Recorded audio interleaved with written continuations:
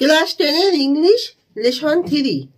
তোমরা সবাই মন দিয়ে শোনো আর এটা লিখে রাখো, এর বঙ্গানুবাদগুলো লিখে রাখো। তোমরা সবাই লাইক অ্যান্ড সাবস্ক্রাইবটা দিয়ে দাও। ক্লাস 10-এর English lesson 3, the passing away of Bapu. Nayantara সেগাল লিখেছেন। দি passing away of Bapu, Nayantara সেগাল লিখেছেন। Unit 1। I was having tea at home on the evening of 30th January 1948. আমি 1948 সালের 30শে জানুয়ারি সকালবেলায় চা খাচ্ছিলাম। I was called to Birla House by an urgent telephone. Birla house থেকে আমাকে একটা আর্জেন্ট টেলিফোন করলো, খুব ইমার্জেন্সি দরকারি টেলিফোন করলো।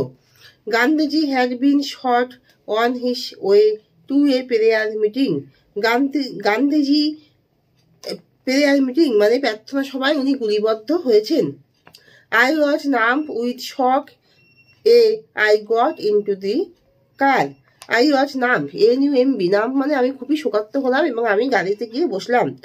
At the Birla House, Gandhiji's relative and followers, followers মানে অনুগামীরা, followers had gathered মানে একসাথে জড়ো হওয়া, round his body. বিড়লা হাউসে তার আত্মীয় স্বজনরা আর অনুগামীরা একসাথে তার দেহের চারিদিকে জড়ো হয়েছিল। There was silence মানে নীরবতা। In the room as Gandhiji breathed মানে নিঃশ্বাস নেওয়া, his last. There was silence in the room as Gandhiji breathed his last. Gandhiji যখন তার শেষ নিঃশ্বাস ত্যাগ করেছিলেন সেই রুমে অনেক নীরবতা ছিল। Wash of Bapuji's death had spread through Delhi like a flame fanned by wind. যেমন করে বাতাসের মধ্যে আগুন ছড়ায় তেমন করে গান্ধীজির মৃত্যুর খবরটা যেন পুরো দিল্লিতে স্পিড মানে সেটা ছড়িয়ে গেছিল। And sad groups of men and women had collected around Birla House. দুঃখিত মানুষরা এবং মহিলারা সকলেই বিড়লা হাউসের মধ্যে একসাথে জড়ো হয়েছিল। Out of every window one could see a brown blue of faces. তাদের মুখগুলো সব বাদামি রঙের হয়ে সব ভিড় হয়ে যেন জানলা দিয়ে দেখা যাচ্ছিল। They did not make a sound, তারা কোনো শব্দ করছিল না। There was an unnatural silence, তাদেরকে একটা অস্বাভাবিক নীরবতা ছিল। There was an unnatural silence. It was as if time stood still for those few minutes. সময়টা যেন কিছুক্ষণের জন্য থেমে গেল। The people were too stunned মানে অবাক হয়ে যাওয়া, to speak in the beginning. মানুষগুলি খুব অবাক হয়ে গেল যে তারা কথা বলতেই পারছিল না। Later they clamored wildly, shouting and crying. তারা খুব চিৎকার করছিল এবং কান্নাকাটি করছিল। They jostled one another in a attempt to break into the house. তারা একে অপরকে ধাক্কা মেরে হুড়োহুড়ি করে যেন ঘরে ঢুকে গেল। They claimed a little when it was announced that they would be allowed to see Gandhiji before the funeral. When one is faced with the shock of a loved one's death, one whimpers. যখন ঘোষণা করা হলো যে গান্ধীজির অন্ত্যেষ্টিক্রিয়ার আগে তারা দেখতে পাবে তখন তারা শান্ত হয়ে গেল।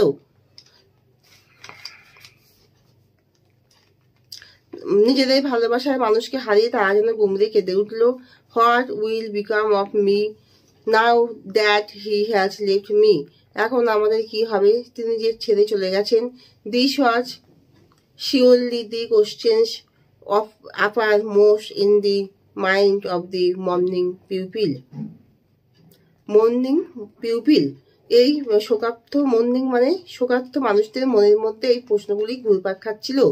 দে লুকড লাইক লস্ট চিলড্রেন, তাদেরকে যেন হারানো বাচ্চার মতন লাগছিল। It was the questions in many of our hearts as we sat still shocked and unbelieving. তাদের হৃদয়ে এই প্রশ্নগুলো যেন সব গেঁথে গেছিল এবং তারা খুবই ভগ্ন হৃদয় অবিশ্বাস্যভাবে বসেছিল। We listened to the broadcast telling the people of India that their Bapu was no more. রেডিওতে যেন ঘোষণা করা হলো যে ইন্ডিয়া, ভারতবর্ষ তাদের বাপুকে হারিয়েছে। ইউনিট 2 গান্ধীজির funeral was to take place the day after his death. গান্ধীজির অন্ত্যেষ্টিক্রিয়ার পরের দিন, মৃত্যুর পরের দিনই তার অন্ত্যেষ্টিক্রিয়া হলো। Hours in advance, people lined the route the funeral procession was to follow. যেখানে মৃত্যু মিছিল হবে সেখানে লোকগুলো আগে থেকে সব লাইন দিয়ে দাঁড়িয়েছিল। পদ্মাশ্রী,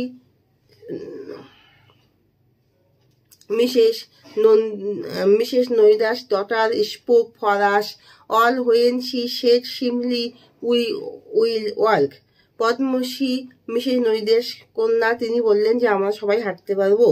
ইট is the last time we shall be walking with Bapu. এটা শেষ সময় যখন আমরা বাপুর সাথে সবাই হাঁটছিলাম।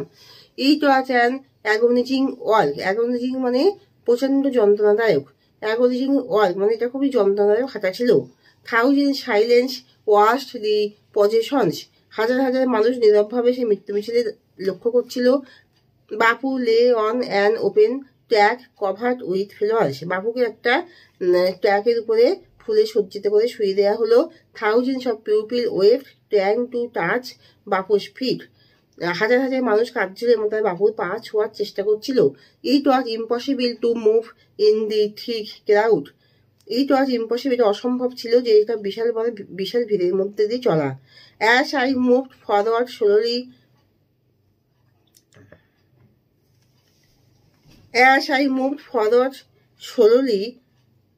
I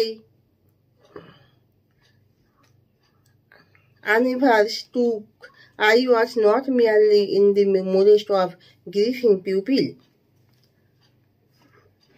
এটা আই মুভড ফরওয়ার্ড স্লোলি, আমি খুবই ধীরে যাচ্ছিলাম এবং এই শোকার্ত জনতার মধ্যে যেন শুধু শোকার্ত জনতার মধ্যেই নেই। This was even more than the funeral procession of India's beloved leader.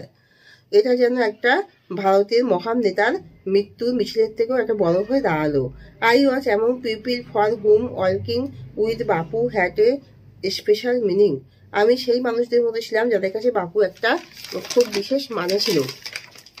We had walked with Bapu over the rough and smooth of India's recent history.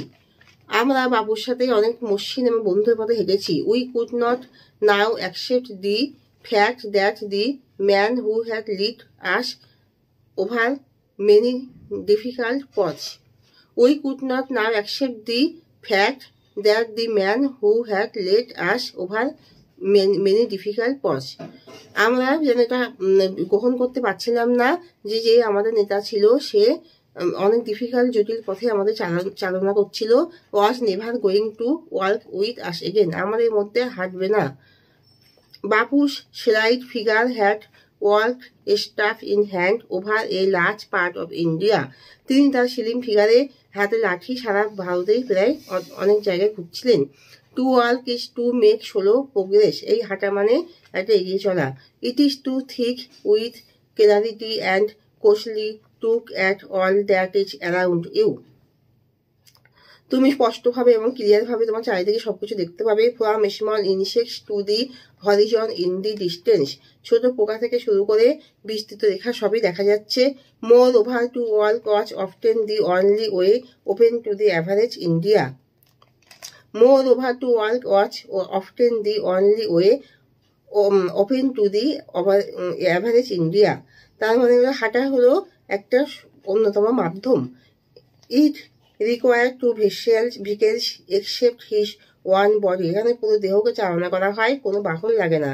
and cost his nothing but his energy, কিন্তু energy দরকার। Gandhi took this necessary as he took much that was commonplace and transmitted it into a joyful effort. Gandhiji অনেক সময় বলেছেন তিনি এটাকে গ্রহণ করেছেন হাঁটাকে। he took much that was commonplace and transformed it into a joyful effort, যেটা আমাদেরকে অনাবিল আনন্দ দেয়।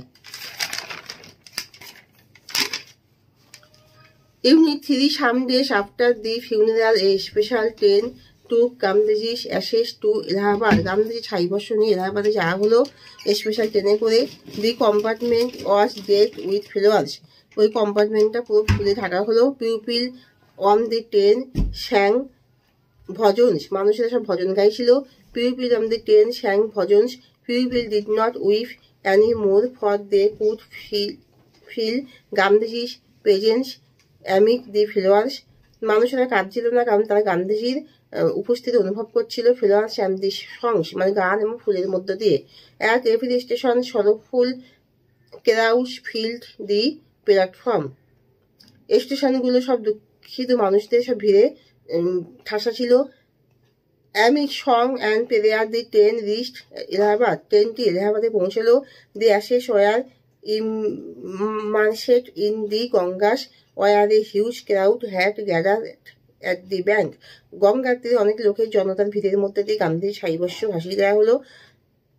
Afterwards we all went back to Delhi. তারপরে আমরা সবাই দিল্লিতে গিয়ে পৌঁছলাম।